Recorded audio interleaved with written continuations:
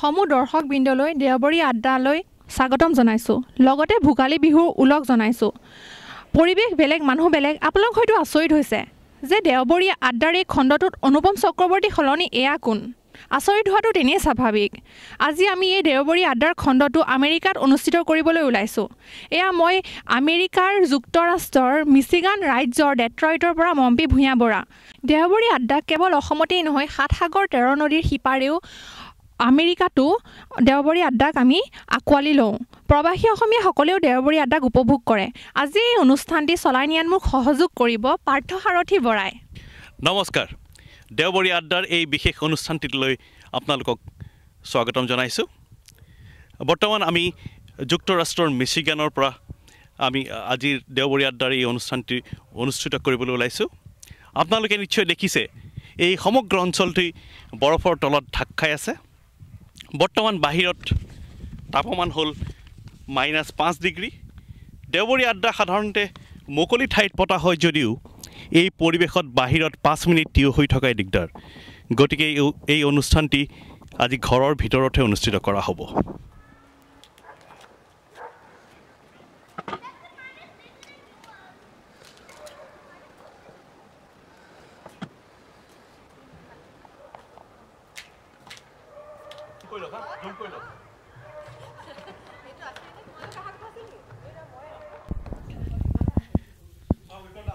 আমাৰ প্ৰৱাসী অসমীয়াসকল আমেৰিকাত থাকিলেও কিদৰে তেখেতসকলে নিজৰ সাহিত্য সংস্কৃতি তথা নিজৰ সংগীত চৰ্চা ইত্যাদি কৰে, সেই কথা আমি সমস্ত কথা জানিবৰ কাৰণে আজি এই দেওবৰী আড্ডাৰ জৰিয়তে আমি বিভিন্ন লোকসকলৰ লগত কথোপকথন কৰিম আৰু এই সমস্ত কথাসমূহ আমি উলিয়াই আনিবলৈ চেষ্টা কৰিম আৰু তাৰ জৰিয়তে আমি কিছু সংবাদ আপোনালোকৰ আগত দাঙি ধৰিবলৈ চেষ্টা কৰিম। আজি আমাৰ মাজত উপস্থিত আছে ডক্টৰ দেৱজিৎ বৰুৱা আৰু তেখেতৰ পত্নী ৰুমা বৰুৱা। এওঁলোক প্ৰায় ৪০ বছৰ ধৰি পেলাই আমেৰিকাত বাস কৰি আছে। ৰুমা বাইদেউৰ দেউতাক ডক্টৰ ভূপেন হাজৰিকাৰ ল'ৰালি কালৰ বন্ধু আছিলে। আমি তেখেতক কিছু কথা সুধিব বিচাৰিছোঁ, লাইক ভূপেন দাৰ সংগ তেওঁ কি ধৰণে পাইছিলে? আপুনি ভূপেন দাক কি ধৰণে পাইছিলে? ভূপেন দা আপুনি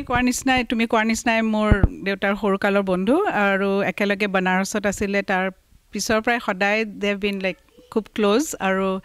আমাৰ ঘৰলৈ সদায় আমি লোনাৱালাত ডাঙৰ হোৱা, বম্বে পুনাৰ মাজত। আৰু সদায় ভূপেন দা বম্বেলৈ আহিলে, তেতিয়া তেওঁৰ বেছ নাছিলে বম্বেত, সদায় আমাৰ ঘৰলৈ আহে, আমাৰ লগত থাকে। সৰুৰ পৰাই পাই আহিছোঁ, সেইকাৰণে আমি কেঁচুৱাৰ পৰাই পাই আহিছোঁ। আৰু তাৰপিছত মই যেতিয়া আমেৰিকালৈ আহিলোঁ, তেতিয়া তাৰ 70s, 80s, 90s ছবাৰমান আহিছে, সদায় ইয়াত আহে আমাৰ ইয়ালৈ মিচিগানলৈ। আৰু মই আডাল্ট হিচাপে তেতিয়া মানে তেওঁক খুব বেছি আৰু ক্ল'জ হৈ গ'লোঁ। সেইকাৰণে মোৰ খুব দুখ লাগিছে কাইলৈ মই ইণ্ডিয়ালৈ যাম, এইবাৰ তেওঁক যে নাপাম। আৰু আমাৰ ফেমিলি মেম্বাৰ নিচিনা আছিলে, like a father figure to me. আপুনি আমেৰিকাত থকা প্ৰায় 40 বছৰ হ'ল আৰু আপুনি দেখিছে 37 প্ৰায় 40 বছৰ। আপোনাৰ মা অসমৰ পৰা গৈ পেলাই বম্বেত থাকিছে, প্ৰথমে জয়পুৰ, তাৰপিছত গৈ পেলাই বম্বেত থাকিছিলে। আপুনি এই সম্বন্ধে এটা আৰ্টিকেল লিখিছিলে, মানে বিভিন্ন প্ৰজন্ম নিজৰ মাতৃভূমি এৰি থৈ পেলাই আন ঠাইলৈ যোৱাৰ, সেই বিষয়ে অকণমান আমাৰ দৰ্শক ৰাইজক জনাব নেকি? মই এই লুইটৰ পৰা মিছিছিপি বুলি এখন মেগাজিন ওলায় কনভেনশ্যনৰ সময়ত, আমাৰ এনুৱেল কনভেনশ্যনৰ সময়ত কেইবাবছৰ আগতে মই লিখিছিলোঁ 3টা জেনেৰেশ্যনৰ মানে ট্ৰান্সপ্লেণ্ট হৈ পেলাই আহিলে কি ধৰণৰ বেলেগ বেলেগ এক্সপিৰিয়েঞ্চেছ। মোৰ মা আহিছিলে অসম এৰি, টিনেজাৰ আছিলে, জয়পুৰ ৰাজস্থানলৈ, আৰু কাকো চিনিটো নাপায়, ভাষাটো ক'ব নোৱাৰে, হিন্দীও ক'ব নোৱাৰে, কেতিয়াও অসমৰ বাহিৰলৈকে যোৱা নাই। মাৰ এক্সপিৰিয়েঞ্চটো কি? তাৰপিছত মই আহিছোঁ 70sত আমেৰিকালৈ, আৰু অলপ এক্সপ'জাৰ ডেফিনেটলি আছিলে, কিন্তু তথাপিও ইয়াত অসমীয়া কমিউনিটিও নাছিলে, ইণ্ডিয়ান কমিউনিটিও কম, এখন দোকান আছিলে, আৰু ফোন চোন কৰিব নোৱাৰি, $4 per minute, সেইটো এটা আছিলে। তাৰ 20 বছৰমানৰ পিছত আহিছে প্ৰিয়ংকা, নাজবিন আমাৰ ইয়ালৈ। তেওঁলোকৰ এক্সপিৰিয়েঞ্চটো আকৌ আৰু বেলেগ হ'ল। তেওঁলোক আহিছে, আমি গোটেই অলৰেডি আছিলোঁ মানুহবোৰ, ছ'চাইটিটো ইয়াত অসমীয়া ছ'চাইটি আছিলে, ফোন কৰিব পাৰি যেতিয়া মন যায়। তথাপি I am sure all of us চবেই মিছ কৰোঁ খুব অসমলৈ, কিন্তু বেলেগ বেলেগ এক্সপিৰিয়েঞ্চ, একেবাৰে বেলেগ বেলেগ 3টা জেনেৰেশ্যনৰ বেলেগ বেলেগ এক্সপিৰিয়েঞ্চ, সেইটো মই লিখিছিলোঁ সেইটোৰ ওপৰত। ধন্যবাদ ৰুমাবা। দেৱজিৎ দা, আপুনি প্ৰায় 40 বছৰ ধৰি আমেৰিকাত বসবাস কৰিছে, হয় নাই? মানে ৰুমাবাই ক'লে 37 বছৰ প্ৰায় আপোনাৰ 45মান বছৰ আচ্ছা আপোনাৰ এই ইয়াত থকাৰ যিটো অভিজ্ঞতা আৰু তাৰ লগতে আপুনি যেতিয়া উভতি চাই আপোনাৰ নিজৰ ঠাইখন নিজৰ মাতৃভূমি আজি আপোনাৰ কেনেকুৱা ভাৱ হয় মই 1967 চনৰ 10 ছেপ্টেম্বৰত ডিট্ৰইট পাইছিলোঁহি গতিকে বহুত দিনেই হ'ল আৰু সেই সময়ৰ আমেৰিকা আৰু এতিয়াৰ বহুত পাৰ্থক্য হৈছে সেই সময়ত ৰুমাই ক'বৰ নিচিনা তেতিয়া অসমীয়া সমাজটো নাছিলেই ইনফেক্ট ডিট্ৰইটৰ অসমীয়া ৰজা ময়ে আৰু তেতিয়া কাৰণ মই অকলশৰীয়া গতিকে ময়ে ৰজা আৰু তাৰপিছত মই যেতিয়া প্ৰথম আহিছোঁ আহি পেলাই এঘৰ আমেৰিকান মানুহৰ ঘৰত দুসপ্তাহ আছিলোঁ প্ৰথমতে ইউনিভাৰ্চিটিয়ে ঠিক কৰি দিয়া তাৰপৰা প্ৰথম দিনা গৈ পেলাই প্ৰব্লেম হ'ল মোৰ চুটকেছ নাহিলে গতিকে মই তেওঁলোকৰ সেই 14 বছৰীয়া ল'ৰাটোৰ চোলা পিন্ধি পেলাই মানে এসপ্তাহ কটাবলগীয়া হ'ল তাৰপৰা প্ৰথম কথা হ'ল তোমাৰ যিগৰাকী মানুহ বৰ সুন্দৰ মানুহ কিন্তু তেওঁ ইমান ফটফটকৈ কথা কয় মই মানে ভালকৈ বুজিয়ে নাপাইছিলোঁ প্ৰথম বুজিছা নাই তাৰপৰা প্ৰথম দিনা খাবলৈ বহি টেবুলত তোমাৰ এলুমিনিয়াম ফইলত আলু বেক কৰি পেলাই দিলে মইতো এলুমিনিয়াম ফইল তেতিয়া দেখাই নাই কেতিয়াও এতিয়া হয়তো অসমত চবতে এলুমিনিয়াম ফইল আছে তো মই সেইটো এতিয়া দেখি পেলাই প্লেটত দিলে এইটো মই খাই নে কাণত পিন্ধা মই ধৰিব পৰা নাই মই ৰৈ আছোঁ মই বোলো বাকীবিলাকে কি কৰে চাওঁ এইটো কি কৰিব আৰু এনিৱে সেইবিলাক বহুত কিবা কিবি কথা আছে তাৰপিছত তোমাৰ আজি এতিয়া এইবোৰ বাহিৰত বৰফ পৰিছে মই নৱেম্বৰ 17 তাৰিখে সেই বছৰ 67ৰ মই প্ৰথম বৰফ পৰিছে আমাৰ মানে মোৰ জীৱনত দেখা গতিকে আমি ফিজিক্স ডিপাৰ্টমেণ্টত আছিলোঁ মই বৰফ পৰাৰ লগে লগে বাহিৰলৈ ওলাই গৈ পেলাই মুখখন ওপৰ কৰি মুখখন মেলি বৰফৰ চকলাবিলাক পৰিছে বৰফ খাইছোঁ কেতিয়াও দেখা নাই সেইবিলাক সেইদিনৰ কথা মই আৰু এটা প্ৰশ্ন সুধিছোঁ আপোনাৰ এই বাহিৰত যে আমি দেখিছোঁ বৰফ পৰি আছে আমি টিভিত দেখিবলৈ খুব ধুনীয়া লাগে যে বাহিৰত বৰফ হৈ আছে গোটেইখন সুন্দৰ বগা হৈ আছে কিন্তু আচলতে কি কিছুমান সমস্যা আপোনালোকে পায় ধৰক যোনে ইয়াত থাকে বা নিজৰ ঘৰ আছে তেওঁলোকে গম পাব বৰফ এই প্ৰথমতে পৰোঁতে বগা ধুনীয়া ফ্লাফি বৰফ দেখি বৰ ভাল লাগে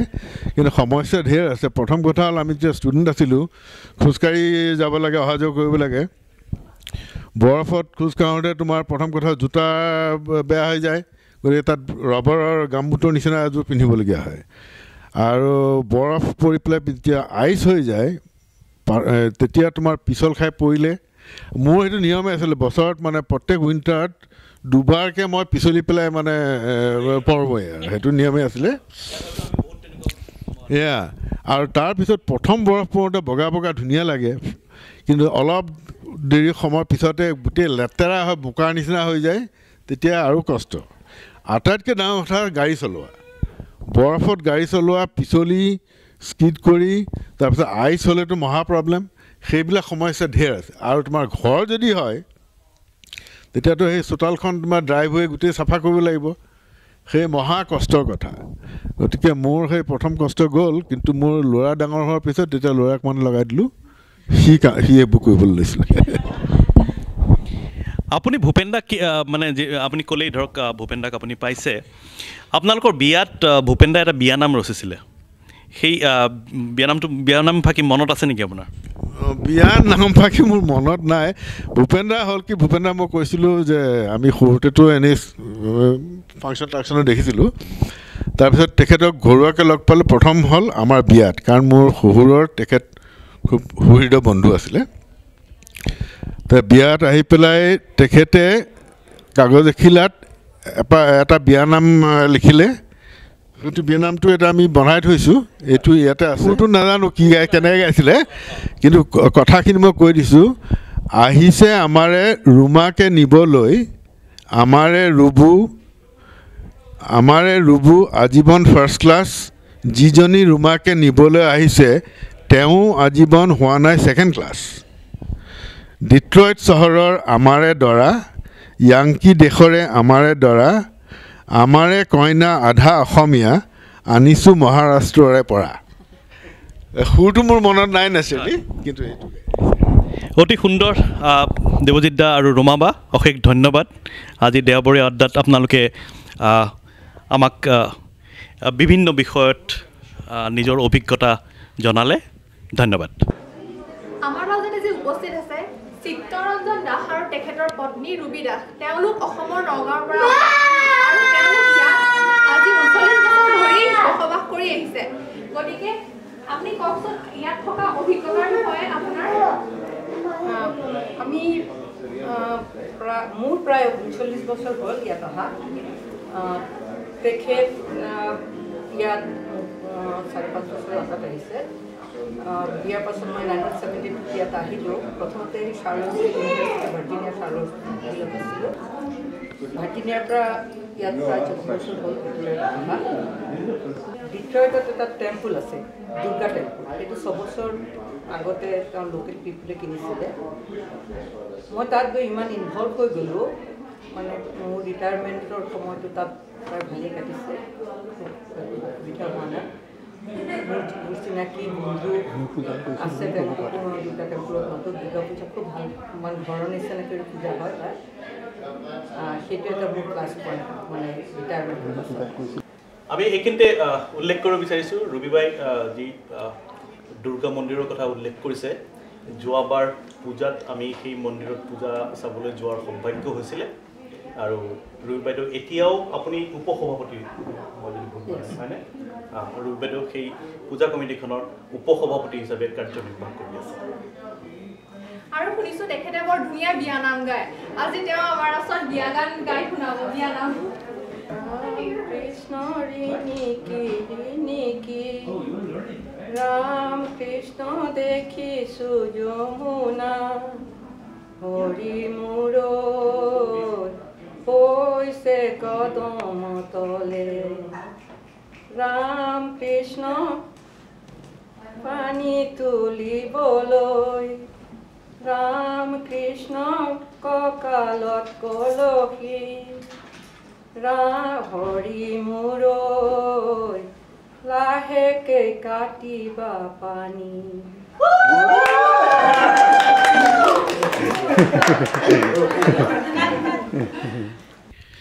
আজি আমাৰ মাজত মিচিগানৰ অসমীয়া সমাজৰ আন দুগৰাকী বিশিষ্ট সদস্য কল্যাণ দে আৰু কাজৰী দে উপস্থিত আছে কল্যাণ দা আপুনি বোলে খানা বনাই খুব ভাল পায় এইখন এটা খুব দুখৰ কথা মানে তেওঁবিলাক চাইন অফ কৰিলে চ' মই এতিয়া পেম্পাৰ্ড ফিল কৰি থাকোঁ কাৰণ কোনেতো খাব লাগিব so' I started cooking and this started all way back আপোনাৰ তোমাৰ couple of years back when I was travelling I started cooking so' যেতিয়া সিহঁতৰ ওচৰত ডিছক্ল'জ কৰিলোঁ দে চাইণ্ড অফ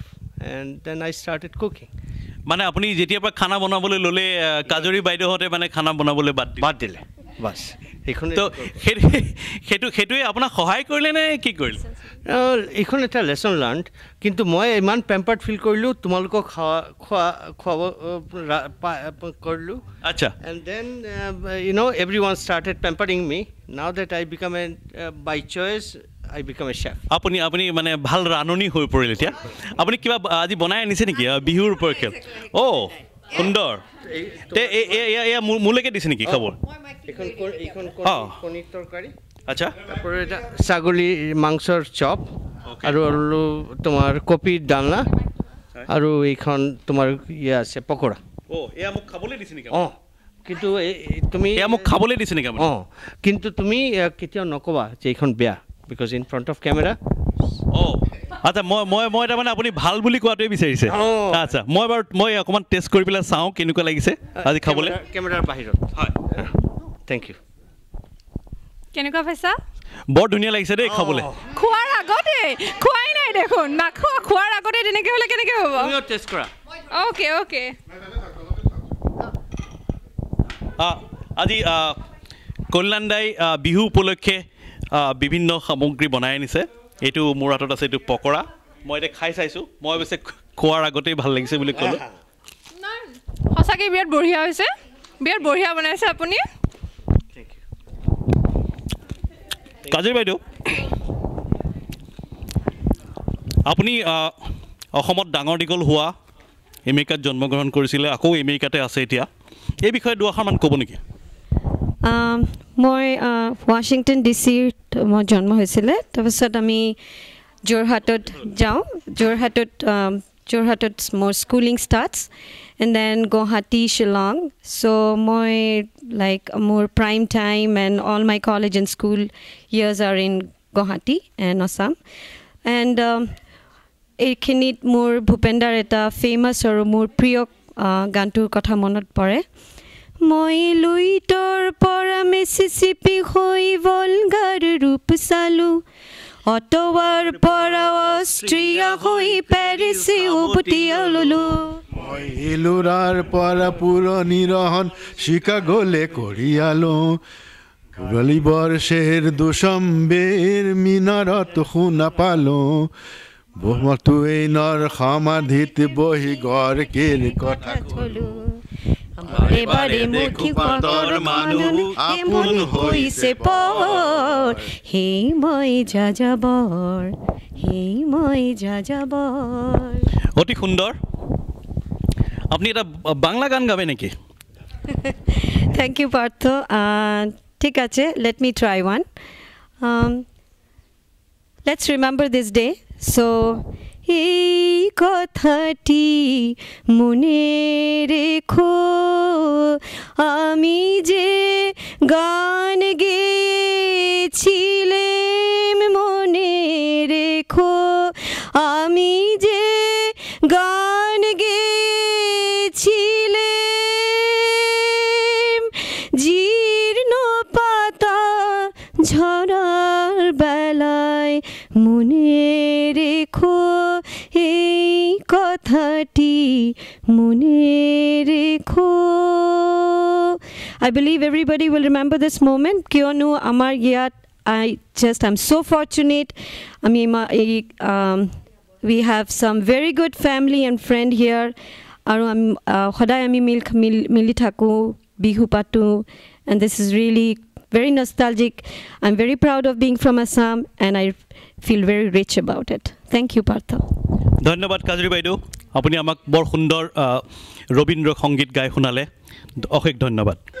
ইয়াৰ দৰ্শক ৰাইজে দেখা পাইছে ডেট্ৰইটৰ এটা সেমেকা আবেলি বাহিৰত জিৰজিৰকৈ বৰফ পৰি আছে আৰু আমি ভোগালী বিহু উদযাপন কৰিছোঁ আজি উৰুকাৰ দিনা আৰু ইয়াৰ লগতে আমি ভোগালী বিহুৰ লগত সংগতি ৰাখি দেওবৰী আড্ডাও আমি মিচিগানত আজি অনুষ্ঠিত কৰিছোঁ আপোনালোকে দেখা পাইছে এই আড্ডাত ভাগ লোৱা বিভিন্ন অসমীয়া সমাজৰ ব্যক্তিসকলে ভাগ লৈছে আৰু তাৰ লগতে বিভিন্ন পিঠা পনাও আপোনালোকে দেখা পাইছে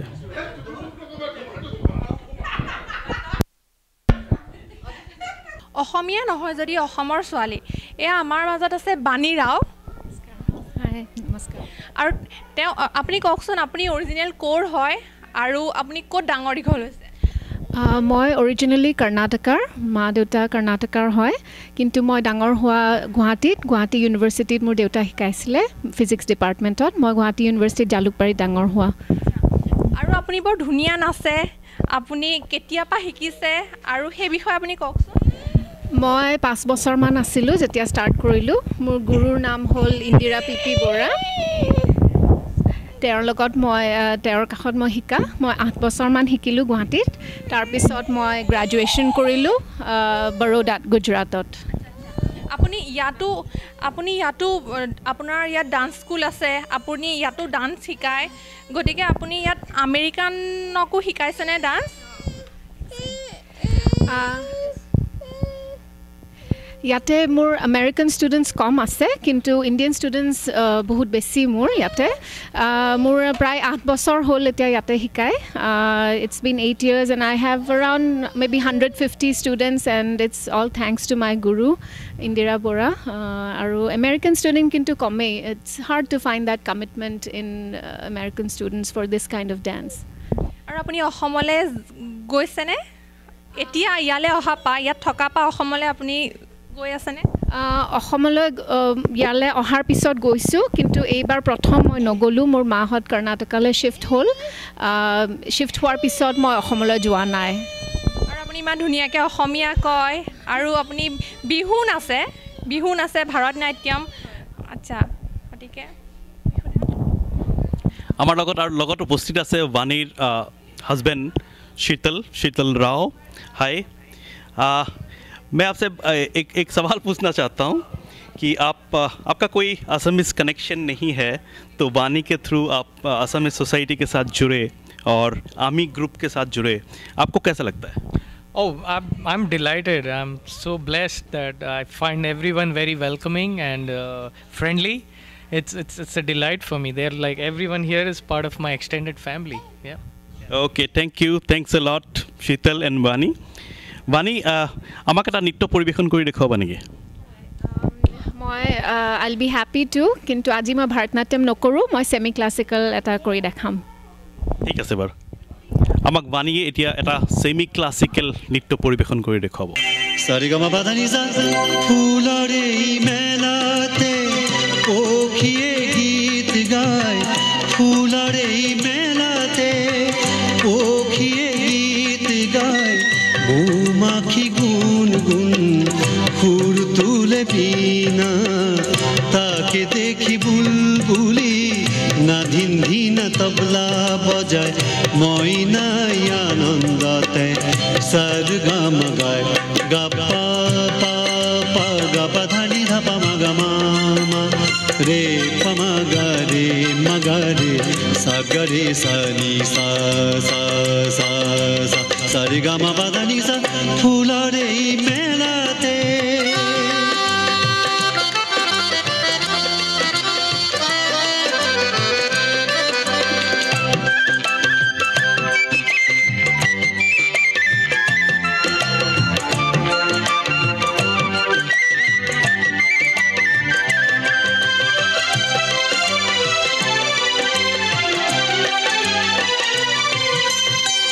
লাজে লাজ ময়ূরিয়ে পেখো মেলিছে তাতা থইয়া থইয়া থই তাতা থই নাচিছে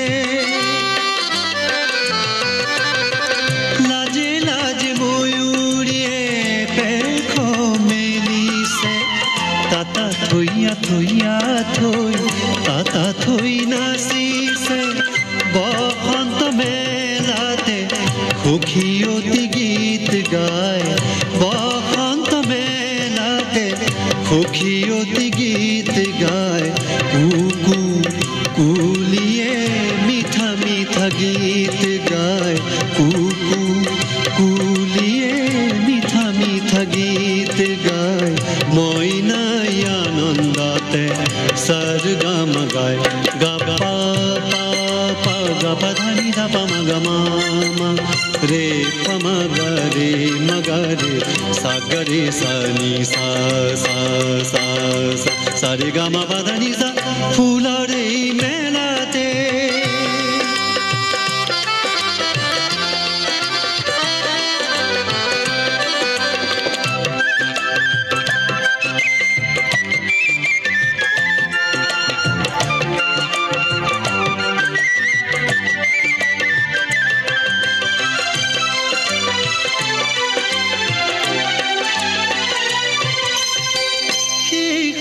ভুমুরা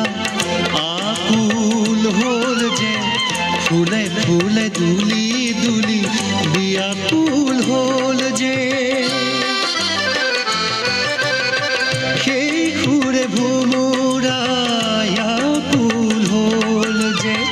ফুলে ফুলে দুলি দুলি বিয়াকুল হল যে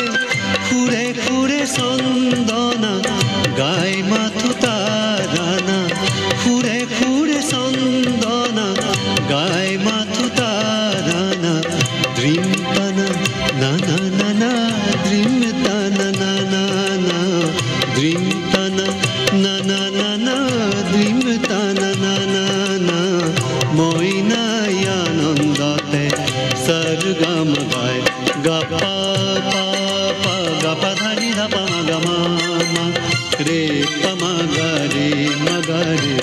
সাগরে সানি সা সা সা সারে গামা পাদানি সা ফুলার এই মেলাতে পখিয়ে গীত গায় ফুলার এই মেলাতে পখিয়ে গীত গায় মৌমাখি গুনগুন ফুর তুলে বিনা তাকে দেখি বুলবুলি না ধিনি না তবলা বজায় ময়নাই আনন্দতে সরগম গায় গা পা পা পা গা পা ধা নি ধা পা মা গা মা মা রে গ মা গা রে মা গা রে সা গা রে সা নি সা সা সা সা রে গা মা পা ধা নি সা গা রে নি পা সা।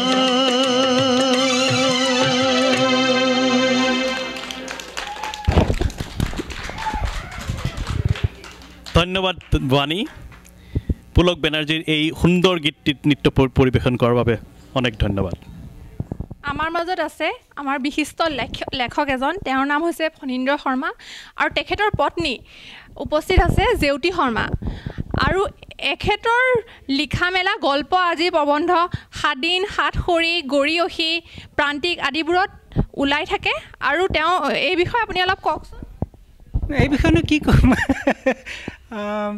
ওলাই দুই এটা লেখোঁ। মই চখৰ লিখকে, মই প্ৰফেশ্যনেল লিখক নহয়। এইটো মোৰ ৰিটায়াৰমেণ্ট হবি বেচিকেলি। আৰু আপুনি অসম সাহিত্য সভাৰ অধিৱেশনৰ উত্তৰ আমেৰিকাৰ আপুনি শাখাটোৰ 2 বছৰ ধৰি সভাপতি আছিলে, সেই বিষয়ে আপুনি কওকচোন। আমাৰ অসম সাহিত্য সভাৰ এই শাখাটো আজিৰ পৰা 15-20 বছৰমানৰ আগতে বোধ কৰোঁ আছাম এছ'চিয়েশ্যন অৱ নৰ্থ আমেৰিকাই অসম সাহিত্য সভাৰ অনুমোদনত ইয়াত আৰম্ভ কৰিছিল। আমি তেওঁলোকৰ লগত ভালেকেইটা প্ৰজেক্টত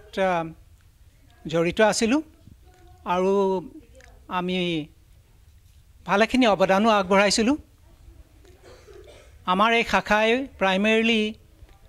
বছৰেকত এবাৰকৈ লুইটৰ পৰা মিছিছিপি নামৰ এখন আলোচনী উলিয়ায়। সেই আলোচনীৰ উদ্দেশ্য হৈছে ইয়াত থকা অসমীয়া মানুহক সাহিত্য চৰ্চাৰ এটা সুবিধা দিয়া। আৰু এই আলোচনীত এটা ইংৰাজী শাখা আছে, এটা অসমীয়া শাখা আছে, আৰু প্ৰত্যেকটো শাখাতে ল'ৰা ছোৱালীৰ বাবে আছুতীয়াকৈ এটা শাখাও আছে। আমি ভাবোঁ যে এই আলোচনীখনে ইয়াৰ মানুহক সাহিত্য চৰ্চা কৰাত কিছু সহায় নিশ্চয় কৰিছে। বিশেষকৈ সৰু ল'ৰা ছোৱালীবিলাকে অসমীয়াত লিখিবলৈ যত্ন কৰে, সেইটো বৰ আনন্দৰ কথা। ঠিক আছে। আৰু আপোনাৰ কথা শুনিছোঁ আপুনি বোলে নাটক কৰিছে আৰু নাটকৰ লগত আপুনি জড়িত হৈ থাকে, গতিকে সেই বিষয়ে আপুনি অলপ কওকচোন। আমি নাটক কৰোঁ। আমি আচলতে নাটক চখত কৰোঁ, বিহুত কৰোঁ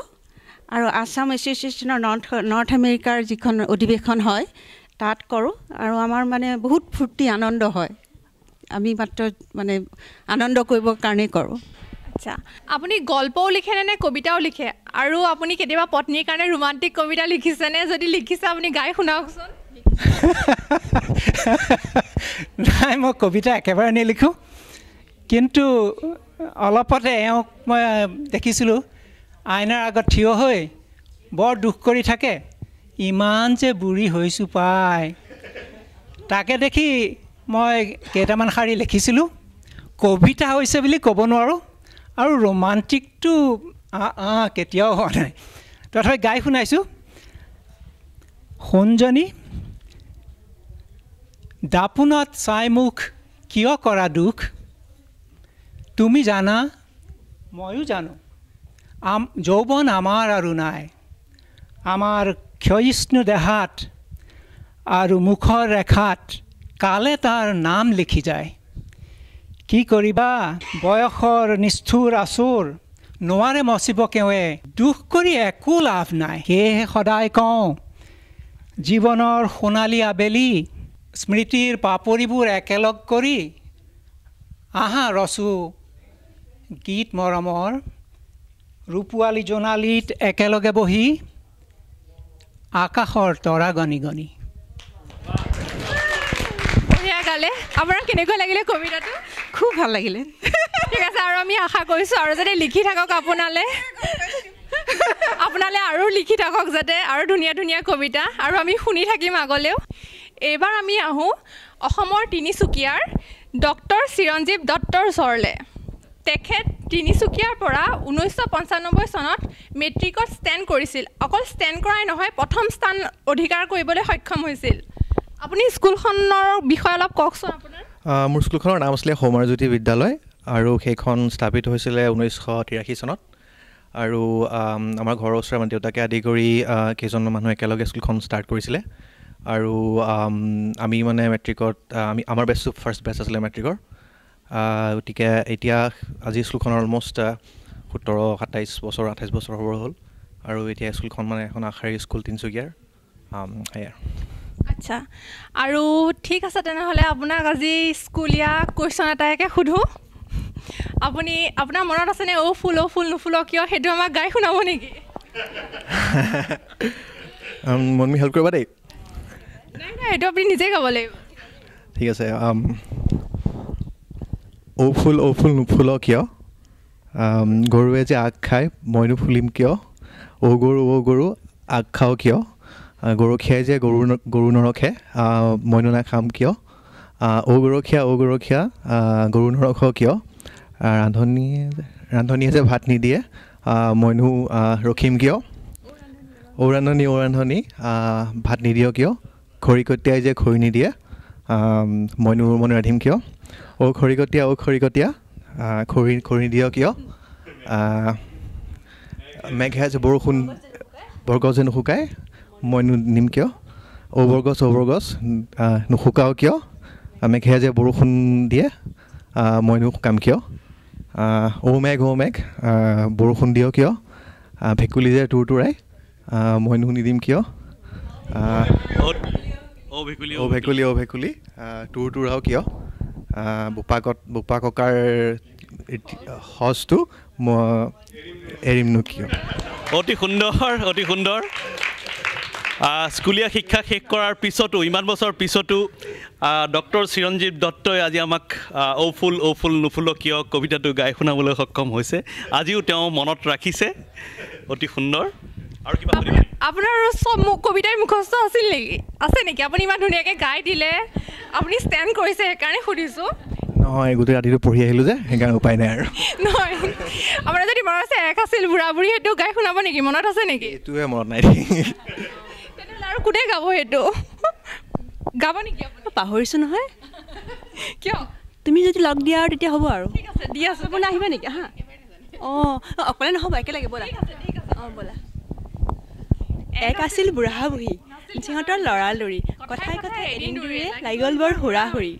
বুঢ়াই ক'লে ফিতাহী মাৰি শুনিছনে নাই ঘুগুলি বহি সাদিনত তই যিমান কৰ এদিনৰ মোৰ কাম মিছা কৈছোঁ যদি অমুকা বহাৰ সলাই থবি নাম বুঢ়ী উঠিল ডাং খাই উত্তৰলৈ বহালে চাই মোৰ জহতে দুটা দুমুঠি খাই আছোঁ তই ভাল এদিন মাথোঁ নহ'লে মই চিলাই পেলাবি দাঁত এবাৰ প্ৰমাণ চাম হালখন লৈ ময়ে যাম তই হবি ঘৰৰ ঘৈণী হাঁহ পাৰবোৰ চাবি আছে মানে যত কাম মনোযোগ দিবি গাই খীৰাবি ভাত ৰান্ধিবি আৰু কাটিবি সূতা তেতিয়াহে মই বুলিম বুঢ়া বৰ মতা হ'ব নেকি ন বৰ সুন্দৰ আমাৰ ইয়াত উপস্থিত অসমীয়া নৱপ্ৰজন্মৰ যথেষ্ট আমি হেৰি দেখিছোঁ স্মৃতি শক্তি আমাৰ মাজত আছে অনুজিত বৰুৱা আৰু মনমি বৰুৱা সিহঁতক মই চিনাকি কৰি দিছোঁ অনুজিত তুমি আজি কেইবাবছৰ ধৰি পেলাই আমেৰিকাত বাস কৰি আছা আমাৰ মিচিগানৰ অসমীয়া সমাজখনৰ লগত তুমি জড়িত হৈ আছা তুমি অলপমান ক'বা নেকি আমাৰ দৰ্শক ৰাইজক যে অসমীয়া সমাজখনত আমি কি ধৰণে অসমীয়া উৎসৱ পাৰ্বণ ইত্যাদি পালন কৰোঁ অসমীয়া সংস্কৃতি আমি কিদৰে বজাই ৰাখোঁ পাৰ্থদা আমাৰ এই অসমীয়া যোনটো ইয়াত গ্ৰুপ আছে এই কমিউনিটিত মই অহা আজি 3 বছৰ হ'ল মনমি আৰু মোৰ প্ৰথম কথা এইটো মই ক'ব বিচাৰিছোঁ যে আমাৰ এই মিচিগান কমিউনিটিটো বিৰাটেই ক্ল'জ নিট কমিউনিটি আমাৰ ইয়াত সকলোৱে মানে একেলগ হ'বৰ কাৰণে কিবা এটা পাতিবৰ কাৰণে আৰু চবকে লগ পাবৰ কাৰণে খুব আগবাঢ়ি আহে আৰু সেইটো মানে দেখিছোঁ কিবা সহায় লাগিলে কিবা সুবিধা লাগিলে সকলোৱে খুব আগবাঢ়ি আহে সেইটো বেলেগ অকল আমাৰ মিচিগানৰ বুলিয়ে নহয় বাহিৰত থকা মানুহো আমেৰিকাৰ বেলেগ বেলেগ অন্য অন্য ঠাইৰ মানুহো সেইখিনি কথা সদায় কয় সেইটো কথা মই বিশেষকৈ জনাব বিচাৰিলোঁ কাৰণ মই হৈছোঁ দ্বিতীয় জেনেৰেশ্যন আগৰ জেনেৰেশ্যন মানুহখিনিয়ে যে ইমানখিনি হেৰি কৰে সেইটো আজি এটা মানে হেৰি পাইছোঁ সকলোকে আঁকোৱালি লয় হয় হয় হয় এনেই আমাৰ আজি যেনেকৈ আমি গোট খাইছোঁ বিহু বুলি এনেকৈ আমি প্ৰত্যেকবাৰ গোট খাওঁ কিন্তু চবতছে বিশেষ আমি কৰোঁ ধৰি লওক ৰঙালী বিহুত আমি খুব ভালকৈ দুইমাহমান ৰিহাৰ্চেল কৰোঁ ৰিহাৰ্চেল কৰি আমাৰ US-ৰ অন্যান্য ঠাইৰ আমাৰ কমিউনিটি বা বেলেগ কমিউনিটি হ'লেও চবকে লৈ প্ৰগ্ৰেম কৰোঁ ধুনীয়াকৈ ষ্টেজত উঠি পেলাই ধুনীয়াকৈ বেলেগ বেলেগ ধৰণৰ প্ৰগ্ৰেম কৰোঁ বিহু নৃত্য চিত্ৰ ঢেৰ কিবা কিবি কৰা হয় সেইটোত আমি খুব বেছি মানে এনজয় কৰোঁ যথেষ্ট বেছি তাৰোপৰি আমাৰ পূজা হয় পূজাত আমি কমিউনিটি হিচাপে ভাগ লওঁ সেয়াই নহয় অকল অসমীয়া বুলিয়ে নহয় আমি যেনেকৈ আপোনাক জনালোঁ আমি চবেই লগ পাই একেলগে খুব ভাল পাওঁ সেইকাৰণে আমি আমেৰিকান কালচাৰো কিছুমান যেনেকৈ থেংকছ গিভিং খ্ৰীষ্টমাছ বা নিউ ইয়েৰ যোনটো চবেই হেৰি কৰে চেলিব্ৰেট কৰোঁ একেলগে এই সকলোবোৰ চেলিব্ৰেট কৰা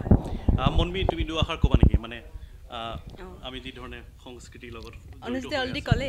যিখিনি কৈছে তাতে মই এড কৰোঁ যে সঁচাকৈ মানুহখিনি বৰ মৰমীয়াল মই 3 বছৰ হ'ল আহা ইমান ধুনীয়াকৈ আঁকোৱালি লৈছে মোৰ ফিলেই নহয় কেতিয়াবা মানে ঘূৰি যোৱাৰ কথা ভাবিলে ভাবোঁ কেনেকৈ যে এৰি যাম মানে চ' মানে সেইটো কথা আৰু আমি অকল সেয়াই নহয় আমি বেলেগ বেলেগ অনুষ্ঠানো পাতোঁ যেনেকৈ ভূপেন দা ঢুকাওঁতে তেখেতৰ স্মৃতিত এখন স্মৃতিচাৰণ সভা পতা হৈছিলে সেইখন বৰ ধুনীয়াকৈ হৈছিলে কাৰণ সেই সভাখনৰ যোগেদি আমি গম পালোঁ কিমান মানুহ যে ভূপেন দাৰ লগত জড়িত আছিলে ঘনিষ্ঠ সম্পৰ্ক আছিলে তেওঁলোকৰ কিছুমান আছিল ধৰক আমাৰ মাজৰে কোনোবা এজনে অভিনয় কৰিছে ভূপেন দাৰ চিনেমাত কোনোবা এজনে কাম কৰিছে তেওঁৰ নেম কাষ্টিঙত আৰু তেনেকৈ কোনোবা এজনে আকৌ ভূপেন দাক লফা কৰে টেঙাৰে মানে ভাত খুৱাইছে ঘৰত গৈ আৰু সেনেকৈ বহুত আলোচনা হৈছিলে তাৰোপৰি ভূপেন দাৰ কেইটামান জনপ্ৰিয় গান খুব ধুনীয়াকৈ গোৱা হৈছিলে সভাত আৰু তাৰোপৰি তেখেতৰ ৰচনাৱলীৰ ওপৰতো অলপ আলোচনা হৈছিলে গতিকে চবেই নিজৰ যি এক্সপিৰিয়েঞ্চ আছিলে ভূপেন দাৰ লগত বৰ সুন্দৰকৈ বৰ্ণনা কৰিছিলে সভাত ধন্যবাদ মনবি আৰু অনুজিত যিদৰে মনবিয়ে উল্লেখ কৰিছে যে ভূপেন দাৰ স্মৃতিচাৰণ সভা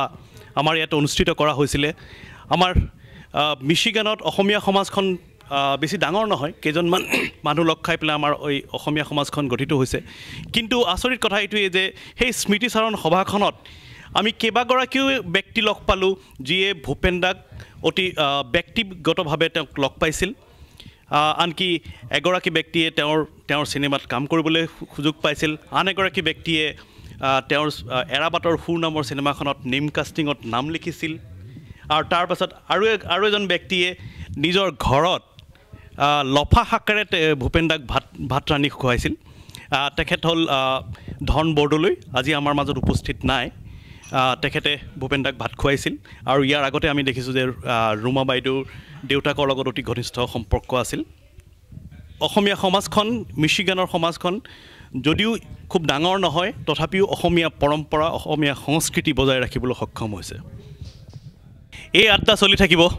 প্ৰবাসী অসমীয়াৰ মনৰ কথা আমি শুনি থাকিম কিন্তু খন্তেক বিৰতিৰ পিছত